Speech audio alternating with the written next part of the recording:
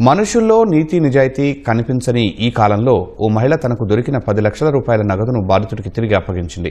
మహారాష్ట్ర పుణేలోని సరాసివ్పేట్లో అంజు మానే అనే మహిళ పారిశుద్ధ్య కార్మికురాలుగా పనిచేస్తున్నారు. ఇటీవల తన ప్రాంతంలో చెత్తను సేకరిస్తుండగా ఆమెకు రోడ్డు పక్కన ఓ బ్యాగ్ కనిపించింది.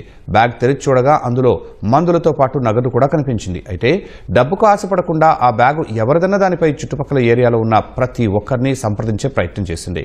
ఈ క్రమంలోనే ఓ వ్యక్తి ఆందోళనలో ఉండటాన్ని గమనించిన అంజు అతని దగ్గరికి వెళ్లి విషయం తెలుసుకుంది.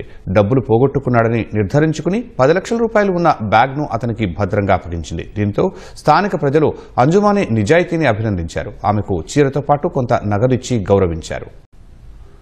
మనుషుల్లో నీతి నిజాయితీ కనిపించని ఈ కాలంలో ఓ మహిళ తనకు దొరికిన 10 లక్షల రూపాయల నగదును బాధితుడికి తిరిగి అప్పగించింది.